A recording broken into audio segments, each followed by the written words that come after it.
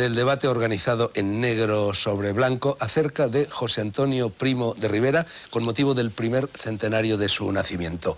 Obvio es señalar que aquí, en esta ínsula de cultura en libertad, nunca celebramos nada. Simplemente analizamos. Y ese análisis corre esta vez a cargo de Enrique de Aguinaga, Julio Gil Pecharromán, Jaime Suárez, Adriano Gómez Molina y Fernando Márquez, alias El Zurdo. Quiero también mencionar, aún no lo he hecho, este otro libro, escrito por Rocío Primo de Rivera, bisnieta de Miguel Primo de Rivera, el de la dicta blanda que dijo no sé quién, publicado por La Esfera de los Libros y titulado Los Primo de Rivera, historia de una familia. Vamos a ver, os propongo otro tema de discusión que sería el siguiente. Mercedes Fórmica, y Enrique de Aguinaga lo recoge en su libro, hablaba de cómo lo que perjudicó realmente la imagen, la visión de Falange fue el aluvión de personas que en realidad no eran falangistas, que a partir del momento en el que se desencadena la guerra civil, y no digamos después del 1 de abril, entran en Falange. Es decir, lo que era inicialmente, en el momento en el que estalla la guerra civil, en el 18 de julio, en fin, un pequeño grupo político que tenía 2000 afiliados más o menos, se convierte en un partido pues con millones y millones de personas que están dentro de él. Y ahí es donde se pierde un poco las esencias de lo que era el pensamiento político de José Antonio. ¿De acuerdo? ¿En desacuerdo? Yo estoy en desacuerdo. Estoy en desacuerdo porque eso da por supuesto que los 15.000, 20.000, no se sabe la cifra, acaso Pecharromán la tiene más fresca, 10.000 serían. 10.000 falangistas de primera hora. De la primavera del 36.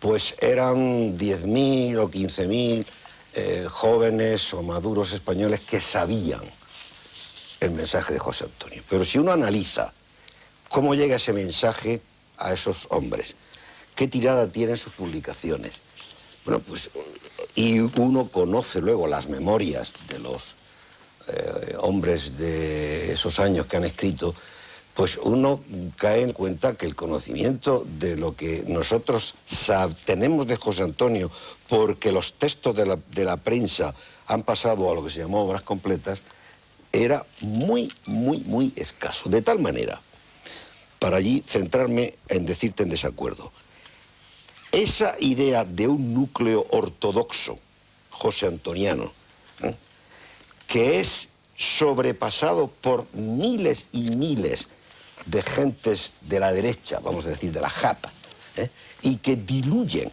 los contenidos ortodoxos de la Falange, a mí me parece que eso no es en absoluto correcto. En absoluto. La situación de la España de la guerra está imantada en un campo hacia el león fascista, que diría don Eugenio, y en el otro campo está imantada hacia el marxismo-leninismo. Y toda la derecha, que no tiene complejo al callejón sin salida de la contrarrevolución, toda la derecha con vocación de modernidad, esa derecha entra en la música de la Falange, que es una cosa minoritaria, escasísima, pero que está en sintonía con la gran onda fascista triunfadora en Europa. Toda esa derecha. Y si uno analiza los cargos y los nombres de la primera Falange y la Falange de la guerra y la Falange de los 10 años después de la guerra, la de Fett y de la Hons, que sirven a Franco y que Franco utiliza, bueno, es dificilísimo ver la frontera entre el falangista puro y el falangista de la unificación. Esa riada, lo que quiero insistir es que la riada del 37, de la unificación, no es una riada de heterodoxos que dominan al núcleo inicial de ortodoxo. Repito, ese núcleo inicial de ortodoxo solo en Madrid y en muy escaso número, la corte literaria de José Antonio, es decir, poquísimos falangistas podían tener onda de por dónde iba el concepto de José Antonio de un Estado corporativo, aunque él luego lo de corporativo diga lo que, pero en fin, un Estado que no sea el demoliberal ni el marxista. Poquísimo. Bueno, Adriano coge la palabra en pocas ocasiones, Oye, pero cuando la pero coge se despacha a no, gusto, Enrique. No, sí, que yo voy mucho más allá. Es decir, yo creo que José Antonio es José Antonio y que la Falange es José Antonio y que muere con José Antonio. Fíjate tú. Es decir, de esos 10.000, me da igual la cifra, Julio, de esos 10.000, José Antonio dice literalmente, y se ha repetido, es una anécdota muy conocida, es una confidencia que le hace a Serrano, ¿verdad? Dice, si nosotros llegásemos a triunfar, a muchos de nuestros camaradas los tendríamos que mandar al Congo. De ese núcleo, de esa cepa que dices tú, vamos, que clasificas ortodoxa, que luego es desbordada por la heterodoxia. Pues fíjate tú, es decir, por eso yo personalizo José Antonio. Es decir, para mí José Antonio es la persona de José Antonio, es el arquetipo de José Antonio y es ese análisis que se ha despreciado. Ahora yo estoy en una investigación, en fin, en el proceso sobre el abrazo que José Antonio da al presidente del tribunal que le condena, en el momento que le condena, 3 de la madrugada del día 18 de noviembre, ¿verdad? Va y le da un abrazo al presidente del tribunal que acaba de condenarle a muerte y le dice que qué mal lo habrás estado pasando, ¿verdad?, por tener que condenarme a muerte, porque resulta que el presidente del tribunal, que era Eduardo Iglesias, y José Antonio eran amigos, porque eran amigos de la profesión del foro. Lo dice la hija en su carta escrita desde México, mi padre y José Antonio eran buenos amigos. Hombre, yo creo... Es un tema erudito ya. de menor cuantía, pero yo, Pecha Román, no creo que Iglesias fuese yo amigo de José Antonio. lo que tengo en duda es el mismo término de núcleo ortodoxo. Yo creo, como Enrique, que una cosa es José Antonio y otra es el falangismo. El falangismo, como tal, en mi opinión, cuaja en los años 40. Es decir, coherentemente cuaja en los años 40. En los años 30 lo que hay es un magma en ebullición a partir de la definición del nacionalsindicalismo que hace Ledesma y su gente, ¿no, José Antonio? Y ese magma en ebullición, José Antonio lo va adaptando, pero de una forma personal. Y en torno a él, quizás esa corte literaria está más próxima, pero por afinidades personales, en torno a él se mueve un pequeño partido en el que la gente entra, sale, cambia, se pelea, y ese pequeño partido que iba en una dirección se ve frustrado o condicionado por el hecho de la guerra civil, que marca su desarrollo. Pero no olvidemos que la evolución de ese pequeño partido estaba siempre condicionada, positivo o negativamente, por la derecha, por el marco de la derecha en el que se desenvolvía, y que la guerra civil, en buena medida, y aquí no voy a atribuir responsabilidades o culpabilidades, en buena medida es la forma en la que desemboca esa acción de la derecha, entendida al modo genérico, que intenta manipular al falangismo desde antes incluso de su nacimiento para convertirlo en la fuerza de choque contra el Estado republicano. De modo que ya la Falange y José Antonio sigue su propia evolución, pero que desde mi punto de vista conserva una cierta coherencia hacia esa Falange estrictamente fascista de los primeros años 40, que es donde yo identifico el punto cenital del desarrollo de esta ideología.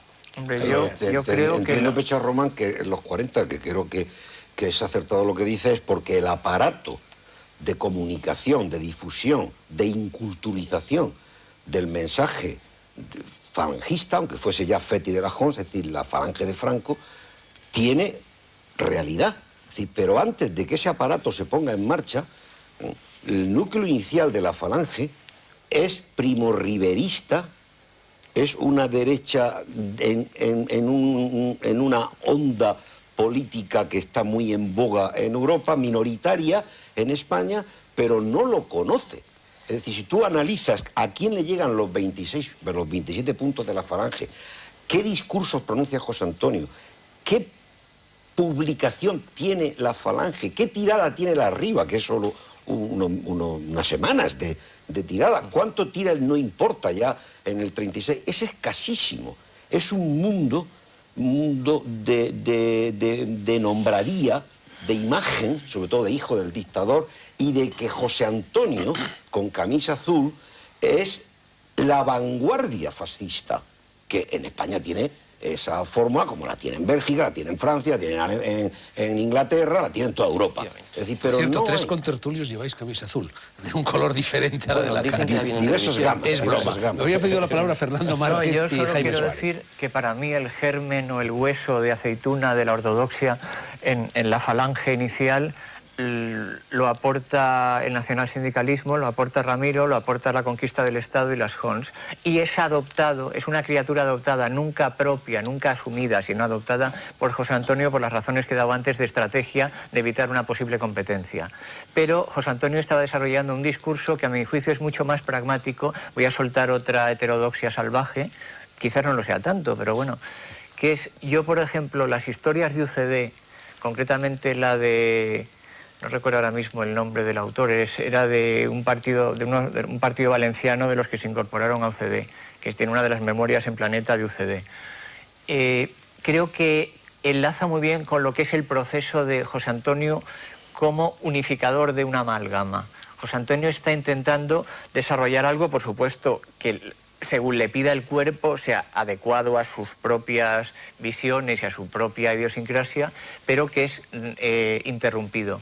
Hay dos biografías que yo creo que enlazan muy bien con lo que es el talante político apuntado hacia el futuro, truncado, de José Antonio, que son las de Gibson y la de Carlos de Arce, que las dos coinciden precisamente en el tema del talante centrista. Entonces yo creo que José Antonio, obviamente al desaparecer, el aluvión, que además es que coincide el aluvión con la desaparición pública de José Antonio. Es decir, encarcelar a José Antonio es cuando llega el mogollón de gente y en ese momento, claro, ya se empieza a producir un auténtico caos. Jaime, con brevedad, y no te lo digo solo a ti, os lo digo a todos, nos quedan 15 minutos de programa. No, yo quería señalar, sobre todo para aquellos que nos estén viendo y escuchando y no conozcan ciertos episodios históricos, que la falange española, concretamente, y después más tarde, Falange Española de las Hons, tiene unos fundadores. Estos fundadores se supone que son los autores del proyecto político y, por lo tanto, los intérpretes más rigurosos de cuál fue el propósito inicial de Falange Española. En la zona nacional solo queda Onésimo Redondo. En la zona roja son asesinados Julio Ruiz de Alda, José Antonio, Ramiro Ledesma Ramos, los tres primeros carnés de Falange Española de las Hons. Y en la zona nacional, que queda Onésimo Redondo, en una escaramuza en los primeros días del alzamiento, antes de que termine el mes de julio del 36, también muere Onésimo Redondo. Es decir, la Falange Española de las Hons es un movimiento iniciado el 29 de octubre del año 33, que en el mismo episodio de la Guerra Civil queda absolutamente descabezado y todos sus fundadores perecen, de tal manera que el único de los fundadores que queda vivo y que queda prisionero y es ahora protagonista de una película que acaba de realizarse, que es Rafael Sánchez Mazas, no regresa a la zona nacional hasta pasado el año 38, una vez liberada Cataluña. Y por lo tanto ya estaba todo hecho. Quiero decir que cuando Franco asume el poder en la zona nacional el 1 de octubre, se encuentra con un fenómeno que yo creo que es absolutamente inédito en la historia política contemporánea. Por un lado, hay en ese momento en el frente 200.000 personas que visten la camisa azul, que voluntariamente unen dos cosas: una adhesión a un proyecto político y una aventura en la que se juegan la vida. Van voluntarios al frente, no están movilizados, forzosos, no pertenecen al ejército regular que acaudilla Franco, sino que son milicianos, son las milicias nacionales. 200.000 hombres que llevan la camisa azul y unos dirigentes que no existen. Todos los dirigentes han muerto en ese holocausto de la Falange. Por lo tanto, todo se explica. La Falange es la suma de unos hombres que arriesgan su vida en el frente Otros pocos hombres que no la arriesgan están emboscados en la retaguardia, que son los que interpretan el verbo, la doctrina, etcétera, y unos otros que son los fundadores que han perecido en las primeras escaramuzas de la guerra civil y en las cárceles de la zona republicana. Bueno, y eso nos quedan 10 minutos, otro asunto. Tú has hablado, Enrique, de arquetipo. Has dicho que José Antonio era un arquetipo. A mí hay algo que me interesa mucho en un episodio no demasiado conocido de la vida de José Antonio, ahondando un poco en lo que tú has dicho. Y es cuando él, encarcelado ya en Alicante, escribe un curioso ensayo, una interpretación de la historia de España que se titula España, germanos contra bereberes. Y ahí, te estoy citando de tu libro, afirmaba que la reconquista fue una lucha del norte germánico, visigodo, católico romano y europeo, contra un sur dominado por una élite árabe, pero compuesta fundamentalmente por un pueblo indolente, imaginativo y melancólico de andaluces hispano-bereberes, una etnia diferente que era ya islámica, etcétera, etcétera. Bueno, desde este punto de vista se entendería mucho mejor una frase que generalmente se ha entendido tan mal como lo de España como unidad de destino en lo universal. Se entiende también la vinculación que tuvo ideológica José Antonio con Spengler, que era quizá el pensador más influyente de la época, y se entiende también su vinculación pues con lo que Ernesto Jiménez Caballero había manifestado en su célebre ensayo Genio de España. Me gustaría que hablarais un poco de esta posible dimensión de José Antonio como representante de una doctrina ibérica, por llamarla de alguna forma. Bueno, eso, yo creo que es el José Antonio más corto y más inmaduro. Es el último también. Ese último está solo, y ahí está escribiendo de manera extremosa, chupando ruedas de don José Ortega, de la España invertebrada, de Ernesto Jiménez Caballero, Genio de España, y en alguna medida de Spengler, Años decisivos, no la decadencia. Sí, no la decadencia. Años decisivos. Entonces, ahí aparece un José Antonio racista, donde de manera simple lo bereber, o bereber, ¿no?, es lo gandul, es la vagancia, y lo godo, lo germánico, es lo noble, lo laboral. Exacto, lo aristocrático, ¿no? Y es muy curioso porque en esa soledad de la cárcel de Alicante hay un momento en esos papeles donde su dictamen es terrible, ¿no? Dice España, esto no tiene solución, ¿no? Otra vez estamos, como siempre, y aquí han vencido, por así decir, el populacho, cochambroso, ha vencido a la casta noble y aristocrática. Yo creo que es un José Antonio de ensayo escolar en la soledad sin más. Ese papel de germanos y bereberes. Sí, a ver, Pecha Román, ¿qué creo que piensas José sobre Antonio esto? se movía en una contradicción personal. Hay que tener en cuenta la psicología del personaje y el entorno familiar y social en el que se desenvuelve, que condiciona mucho su actividad política. José Antonio procede de una familia de la burguesía clásica, ennoblecida 2 generaciones antes, pero integrada en los usos y costumbres y, en cierta forma, en la mentalidad de la aristocracia madrileña y andaluza.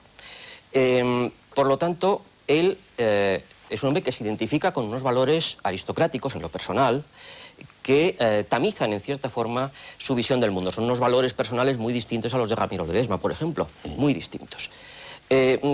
Estudiar la ideología, la cosmovisión de José Antonio, sin entender esos valores aristocráticos que mama del entorno familiar, pues es no entenderle.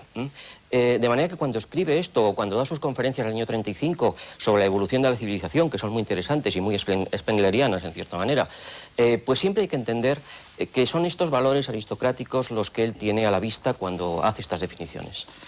Creo que está acertado la visión. Hay otro texto, además de ese, que es la carta a un estudiante europeo, que también es de agosto del año 36 y que no se ha conocido hasta la publicación de los papeles póstumos, donde la interpretación de José Antonio, no ya sobre la historia de España, sino sobre el contexto europeo, es absolutamente teológica.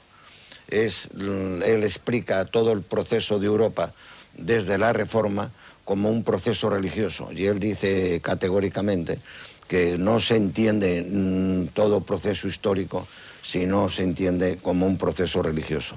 Y él achaca precisamente a la Reforma y a todo ese movimiento que nace desde la Reforma, eso en lo que se ha convertido esa Europa. Y tal vez desde el punto de vista político, sea mucho más importante el ensayo a un estudiante europeo que el de Bereberes y tal, que a mí me parece que incluso... Yo creo esto que es una Bereberes es percepción una... personal. en fin, José Antonio perdonar nunca hubiera la expresión, publicado. un sí. divertimento. Está Nunca en lo la- hubiera publicado. Él luego... Es el más trabajado de Sí, los papeles. bueno, ¿eh? sí, pero es como, Es el más como trabajado. un ejercicio de caligrafía. Él lo que está haciendo ahí es el esquema, en fin, de la situación. Y está, digamos, abocado a hacer su testamento, está abocado a hacer su informe en el proceso. Es decir, esos son, digamos, las actitudes finales. Pero yo insisto en la calidad personal de José Antonio, en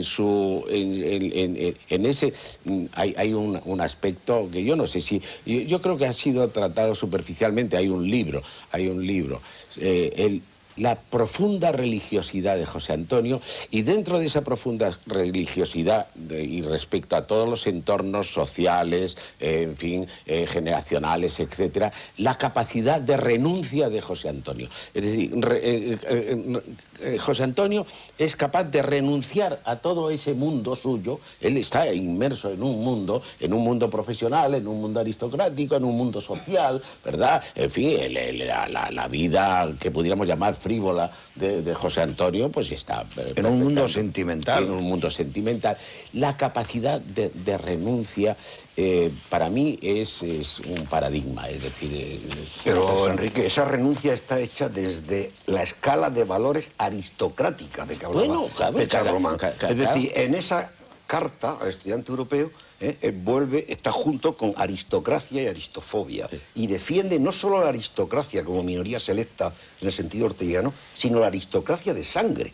En los papeles de Alicante, él tiene un ensayo defendiendo la aristocracia de sangre y además analiza los papeles que tendría que cumplir esa aristocracia de sangre en una sociedad Sí. vista por él. Entonces, las virtudes que en él hay son virtudes muy típicas del gran aristócrata, del señor que viene a servir, que no es señorito, eso es cierto. Pero yo me voy al Quédese ahí, por favor. al eje de las ideas. No podemos seguir hablando Ya. de esto porque no tenemos casi minutos y me gustaría que habláramos un poquito de su muerte.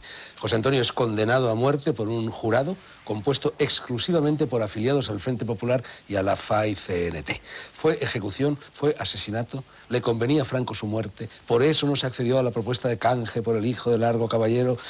¿Qué podía decirle en ese misterioso mensaje Manuel Azaña a José Antonio Primo de Rivera poco antes de su ejecución? Algo sobre esto. Bueno, pues el mensaje de Azaña, en fin, que es un mensaje misterioso, está perfectamente documentado por el doctor Vega. Yo, aparte de esto, hablé con Marichalar, que era el epígono y confidente de Azaña, y me lo confirmó. Está ahí la carta que me escribe Marichalar diciendo, efectivamente, yo creo que, en fin, por la deducción historiográfica, que Azaña le dice que lo siente muchísimo, pero que él es tan prisionero, tan prisionero como él, y que no puede hacer nada, pero que le manda su último mensaje, su consuelo, y él, cuando quema el mensaje, que es toda esta parafernalia de la quema del mensaje, dice, no esperaba menos de él.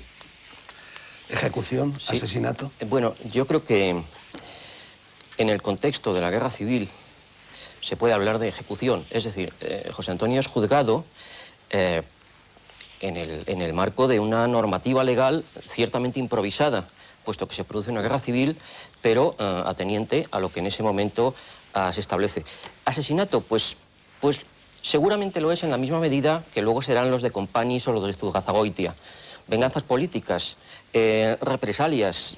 Evidentemente, en una guerra civil lo que predomina es el elemento irracionalista, al margen de que la justicia tenga su aparato.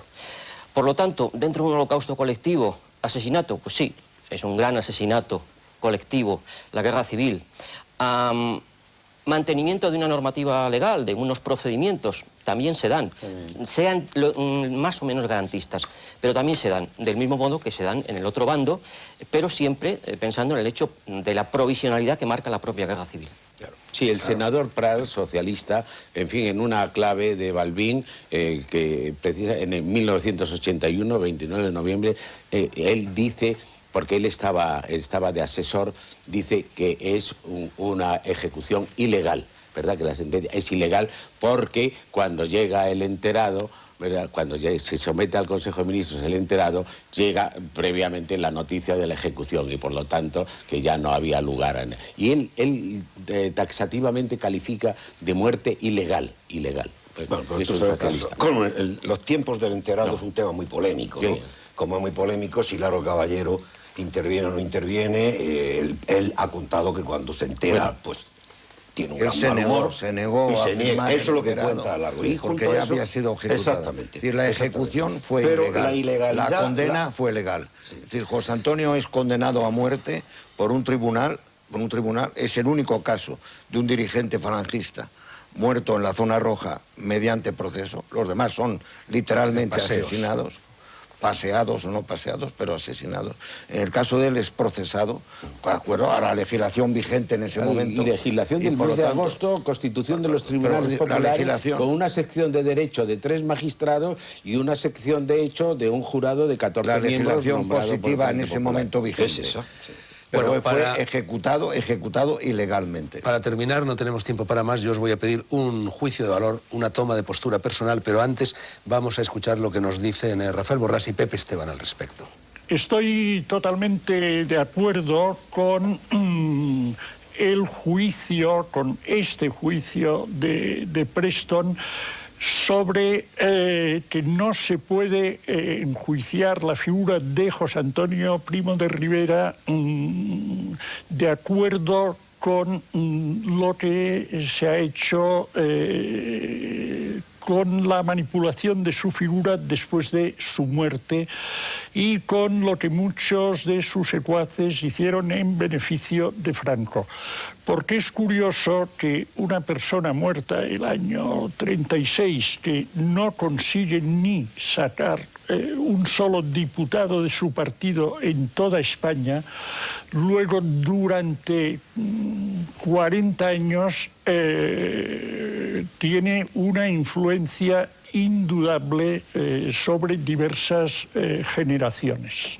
Para mí es un juicio totalmente negativo. Es decir, creo que la Falange jamás tuvo doctrina, era una mezcla, una confusión, tal y como era José Antonio, a la que se fueron añadiendo más confusión y más mezcla.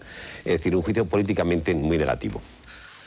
Tu última palabra, Sí, Enrique de pues un Rivera. juicio enteramente positivo, es decir, el hecho de que aquí estemos 6 personas adultas con un montón de libros en el año 2003, ¿verdad? Después de 70 años, pues algo quiere decir. Julio Gil Peñarromo. Sí. Peñarromo. Bueno, yo personalmente estoy muy lejos de José Antonio y del falangismo personalmente, pero creo que es una personalidad a respetar en primer lugar y a estudiar. Y que hay que estudiar lo que hizo y lo que fue José Antonio, no lo que hicieron con él, que eso es lo que ha llegado hasta nosotros. Adriano Gómez. Yo, admirador de José Antonio, mi intervención es de la mano de Azorín, en carta autógrafa a Ramón Serrano el año 68, dice: José Antonio era curiosidad intelectual y gusto de acción. Fernando Márquez. Y bueno, yo ya dije al principio que yo ni lo detesto ni lo admiro hoy por hoy, pero lo respeto y sobre todo me fascina como futurible. O sea, el José Antonio que pudo ser, según mi hipótesis, me cae muy simpático. Jaime Suárez. Sí, yo creo que lo más importante de José Antonio sería 2 rasgos. El primero es del año 30, donde él, mucho antes de su protagonismo político, participaba ya de alguna manera en la política, pero no como protagonista, dice que hay que conseguir la democracia material, la democracia real, no la democracia formal. Cuando a él se le acusa de antiliberal, es porque él estima que en ese momento el liberalismo en España es una farsa, donde se reconocen unos derechos y se hace imposible el ejercicio de esos derechos. Es mucho lo que no se ha dicho, lo que se nos queda fuera, lo que se os queda dentro, pero tengo que poner fin, imperativos del reloj, a este primer debate sobre la figura de José Antonio, recordada al arrimo del primer centenario de su nacimiento. Han intervenido en él Enrique de Aguinaga, Cara y Cruz, de José Antonio Primo de Rivera, coautor Stanley Payne, Ediciones B, Jaime Suárez, miembro fundador de la Plataforma 2003 organizada para conmemorar el citado centenario y autor de libros como esta introducción a José Antonio. Adriano Gómez Molina, Las gafas de José Antonio, cuanto libro, Acta Editorial.